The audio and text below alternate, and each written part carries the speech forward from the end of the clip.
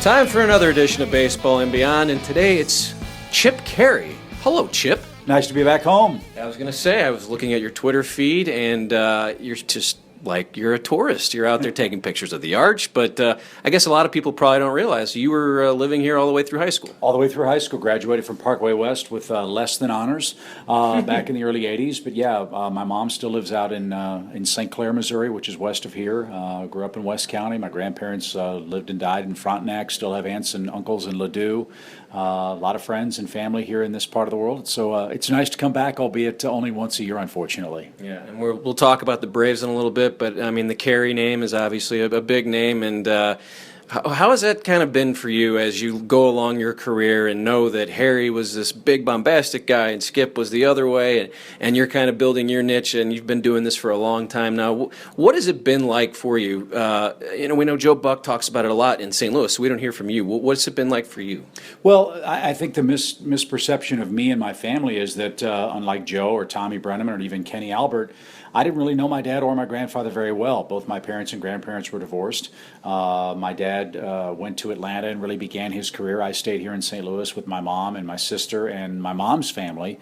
So I would see my dad during the summertime and when the Cardinals would come to town. So I didn't really have that sit at the right hand of my father, and certainly not at the right hand of my grandfather learning the business. I got to learn about them kind of the way everybody else did, and that's by watching them on cable TV. And in the early 80s, fans in this area will remember when GN and TBS and the real cable TV revolution started.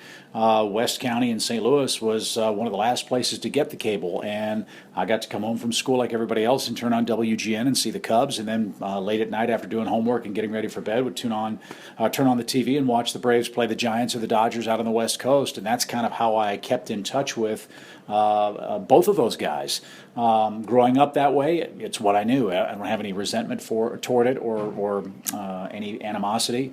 Certainly I missed a lot from a family perspective, but I've really been lucky because baseball gave us a chance as a family to kind of reconnect. I was going to work with my granddad in Chicago. He passed away.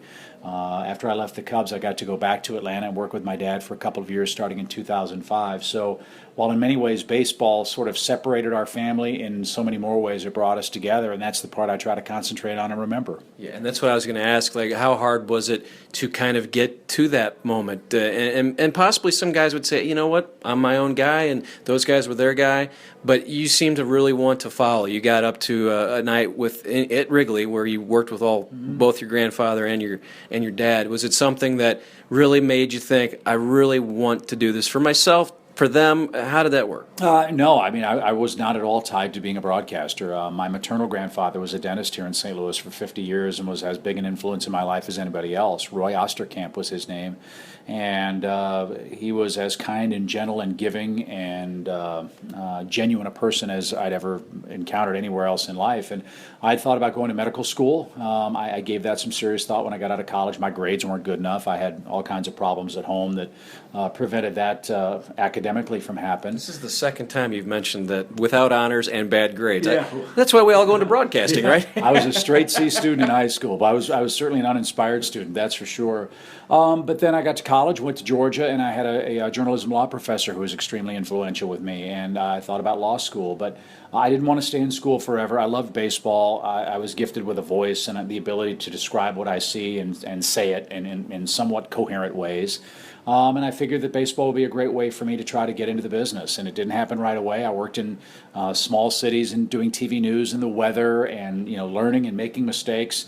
Finally got a break with the Orlando Magic and did basketball, and then that turned into minor league baseball, which turned into Braves baseball, which has turned into this. So there was never any pressure in my family to do it. There was never any insistence that I do it. It was, at least from my dad's perspective, do whatever you want to do. In fact, there were times where he said, I really don't want you to do this because I had two family members on national TV every day, and with all due respect to Joe and Tommy and anybody else, I had it twice as hard in that respect because, number one, I didn't know them. Number two, I didn't live where they lived.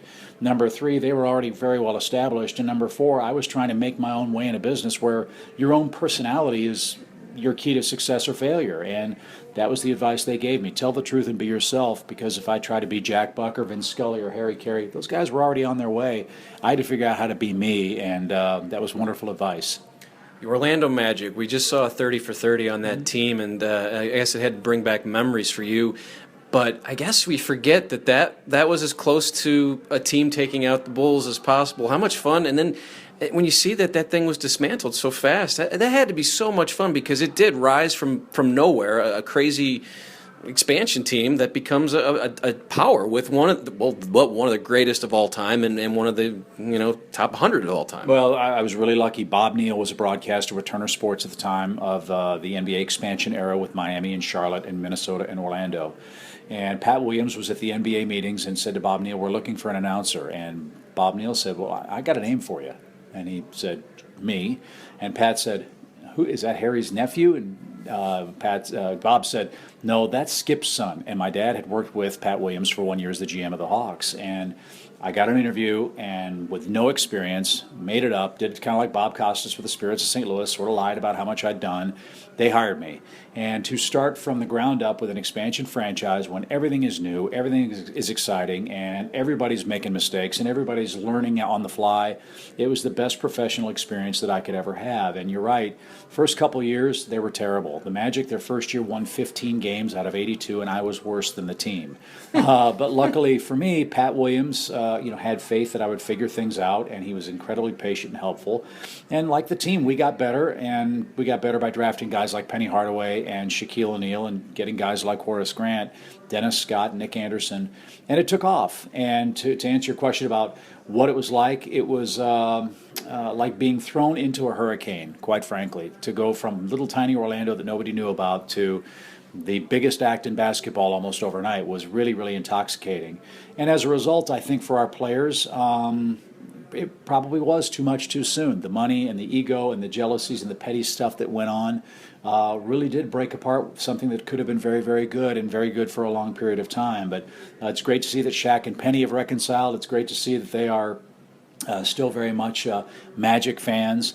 It's a great city. It's a great place to raise a family, which is what I've done. And I wish the Magic well, and I enjoyed my NBA time. Do you have any? It's hard to do this on the fly. Behind the curtain, great Shaq moment. Something, anything that kind of stands out that you remember from a road trip or anything. A million of them. One of them in particular, we had a game in Atlanta, and there was a huge storm. It was one of those nasty winter storms where the ice is all over the place. And we take off, and we're circling behind Tampa because the storm is passing through Orlando. And the pilot said, "We're not going through that. We're just going to circle for an hour, hour and a half until we decide to punch through." Well, the storm was moving slower than they thought, so we finally did have to punch through. And the plane is going up and down, up and down. I mean, we're dropping 1,000 feet, going up 1,000 feet. Guys are throwing up all over on the plane.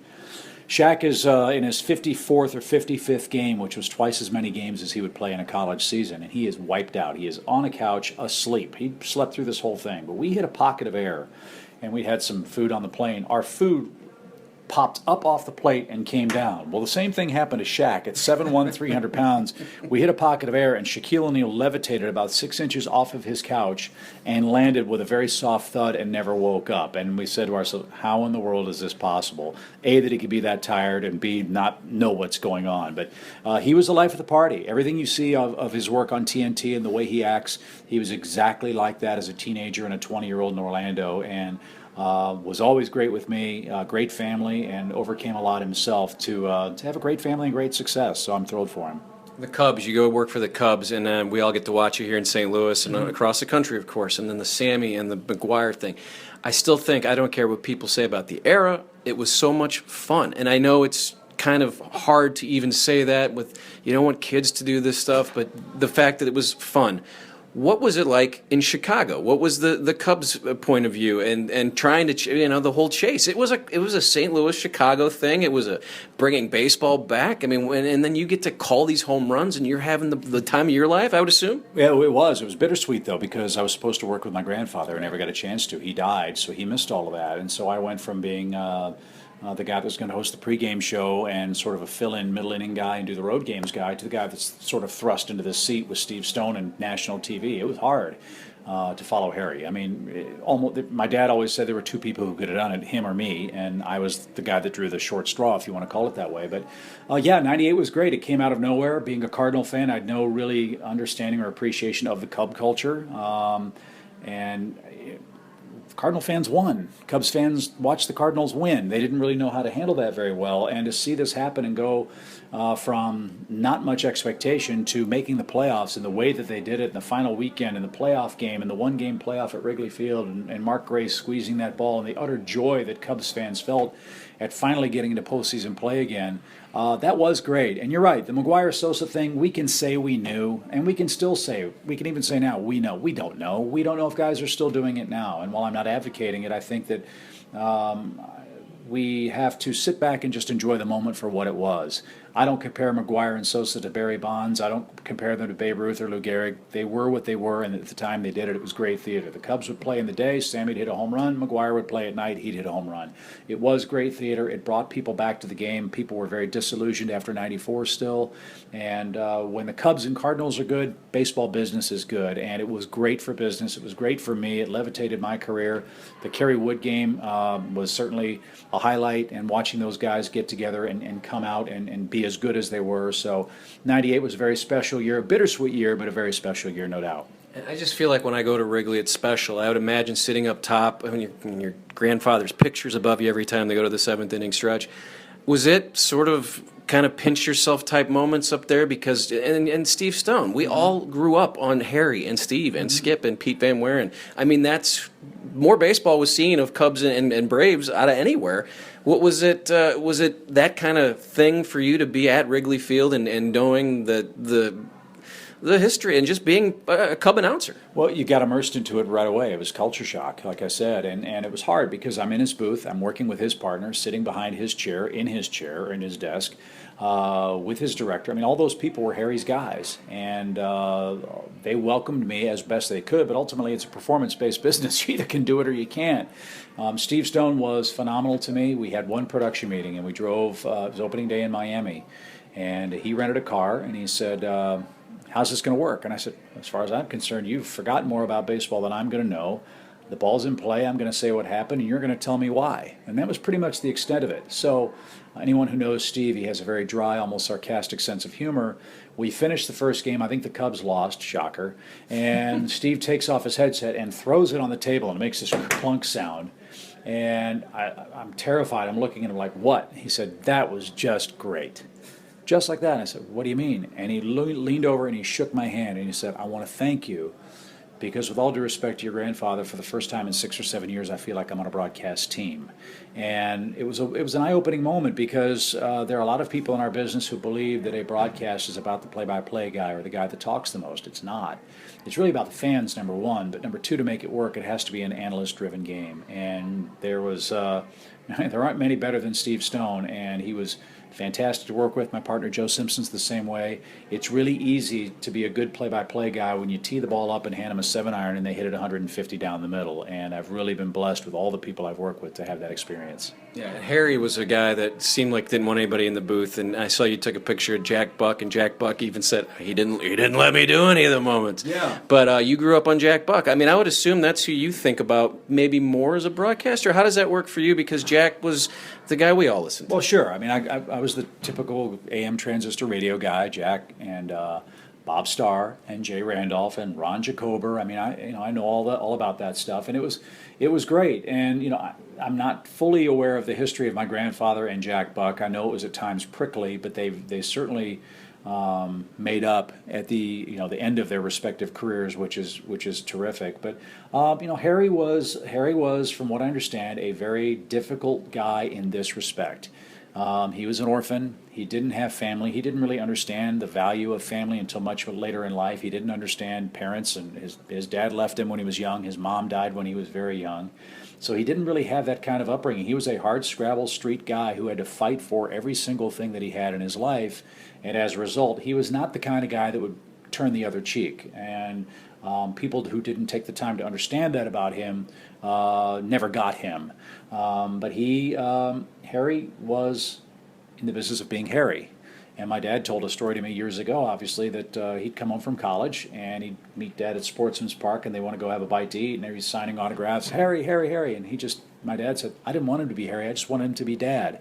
And it took him a long, long time to understand that difference, that it was okay to put the Harry persona in a box and let your hair down. You can cry, you can give somebody a hug and tell them you love them. And in a way, I feel very sad for Harry in that respect. He didn't know that he had this whole support system of a family who cared about him as a patriarch, not as a broadcaster. And I am at least glad at the end of his life that Dutchie, his wife, helped introduce him to how important that is. And I think at the end he got it. And then you and Skip got back together, so everything kind of worked out towards the end there, correct? Absolutely, yeah. I left the Cubs and came back in '05 and got a chance to hang out with my dad. And it sounds so strange. Our business is great. Our career is great. We live in life's sandbox. But it does take a toll on your family. And to be able to, in the last years of my dad's life, take him to the doctor, take him to lunch, drive him to and from the ballpark, pick up his bags and take him to his room, do things that any normal son would do, whether they're living in town or going to the grocery store or the hardware store. I never got that chance really until I was in my 30s.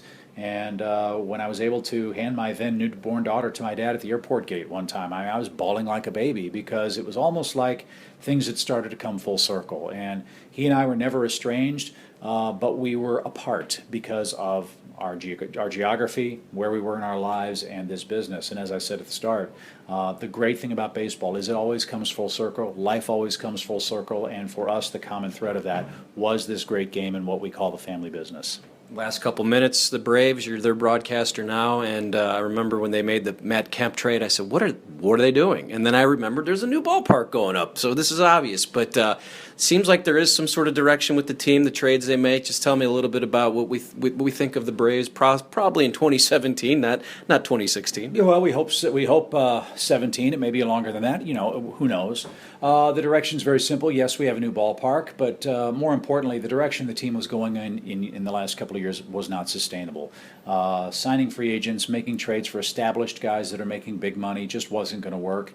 The farm system was, for the most part, bare when John Hart took over 2 Octobers ago. So the strategy is very simple. Get back to the Braves' way of doing things. Strong farm system, high school pitching with upside, make intelligent, make smart trades, and get younger, get more athletic.